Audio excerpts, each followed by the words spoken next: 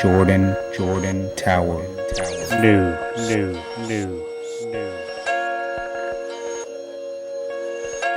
This is Jordan Tower with JT News. Well, Uncle Luke wants a check from all the females out there he believes he paved the way.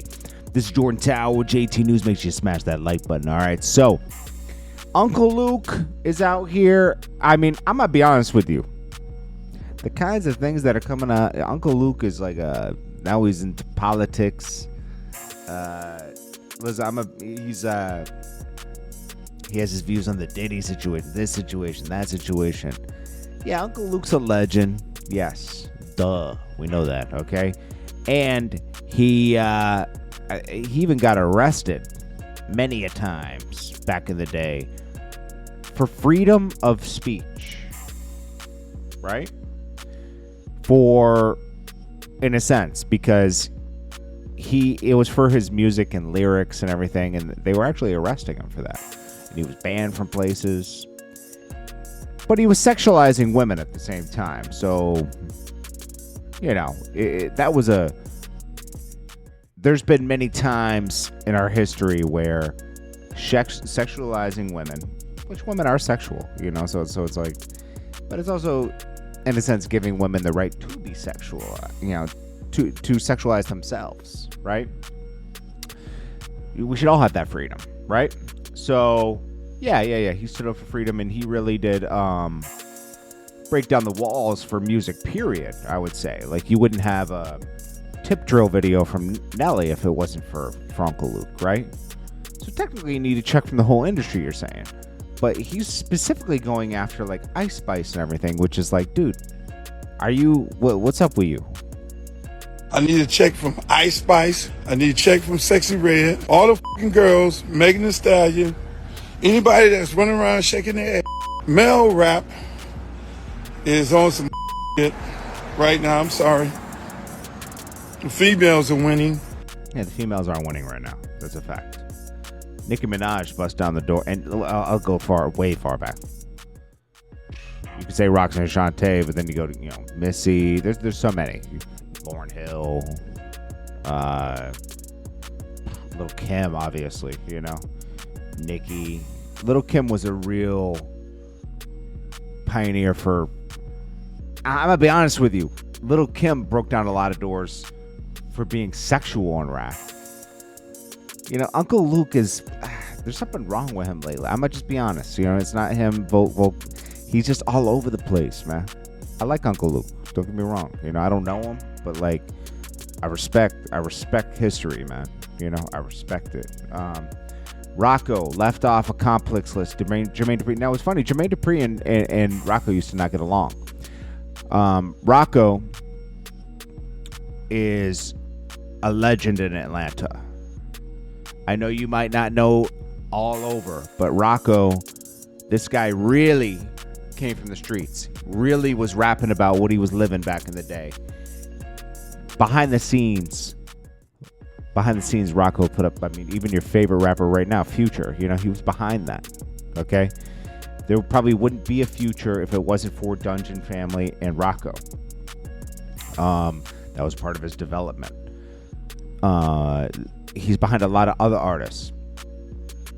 What's the guy's? It's not White Tea. It's one of those, you know, and no disrespect.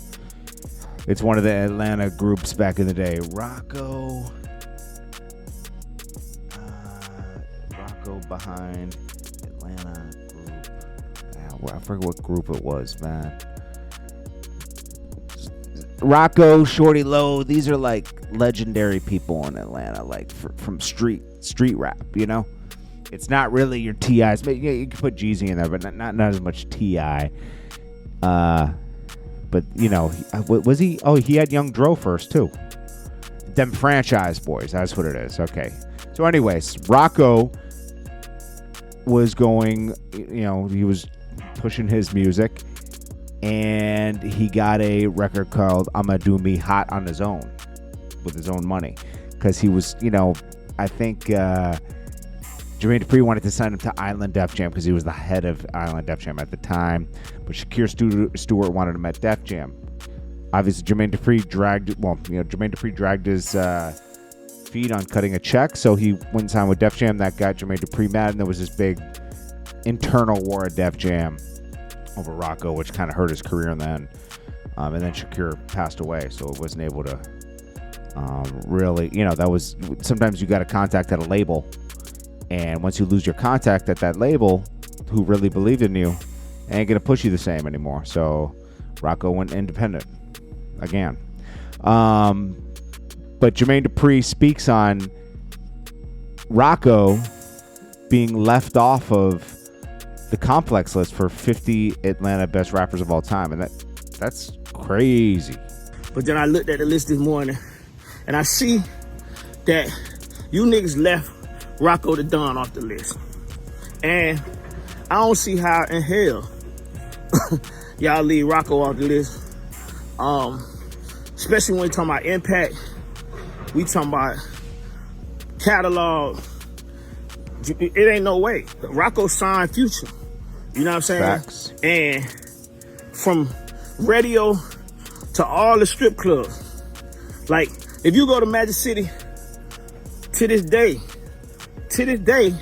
you still gonna hear Squares Out My Circle. This morning, like, that's how I feel right now, having it walk. This morning, I woke up feeling like money. It's no way possible. I mean, I feel like, me personally, I know people gonna have something to say about this, but I feel like personally, Rocco is the trap rapper that brought swag, meaning gear, talking about clothes, just a different type of swag than what the hood was talking about. Rocco brought a lot of ego too. I ain't gonna lie, like, and that is Rocco. Rocco got a big ego, and you gotta love him for it, man. So shout out to Rocco, man. Rocco needs to get his flowers. I'm with Shorty Lopez, I called Rocco, and he said he was working. I know he's sitting on an album because he told me he had an album done, and he's always recording. And he said he had the videos done. I'm sad he never dropped it. I know his mom passed and everything. Condolences.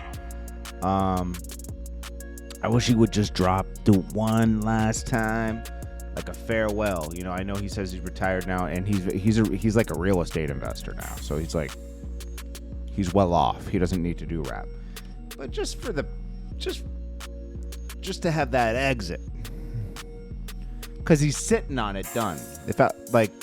I'm about to just drop a bunch of my old videos, even though I don't do videos anymore, because just to have them out, just to have them out, because it's like I have a bunch of unreleased videos, like 10 or 20 of them that I never dropped. I might just drop them because it's like, you gotta, and I think Rocco should do the same. Just empty the clip, I thought this was Offset, man. This is Ari's friend, the stylist, right? And her friend is going off on her, like she's fake. She spat on her. I guess they do their YouTube cooking show together, right? And Ari, I guess, isn't paying her friend. She gave her friend a fake big check of 20 grand. It was really 10 grand. It's like, sometimes when you're up under an artist, no Diddy, they try to piece you off in like chunks, and the chunks only add up to like it could add up to 60 bands by the end of the year. You could have worked a regular job. Yeah, so that's going. I mean, that's a shade room thing, but I really thought that was Offset in this one, because in this clip it looks like, I thought that was like, what's Offset talking about? Oh man, Sean Kingston and his mom run from court. They plead not guilty to fraud charges. There's over $1 million in fraud charges. We'll see how this works out. Sean Kingston has been renting houses for 20 years. I don't think he's ever bought a house. I don't know what him and his mom are up to. His mom's been arrested for fraud back in early 2000s and got out of jail, but I don't know, man. They're fighting a case. Anyways, Jordan Tower with JT News. Smash that like button. Oh, sorry. Smash that like button. I'll check you guys in the next one. Peace.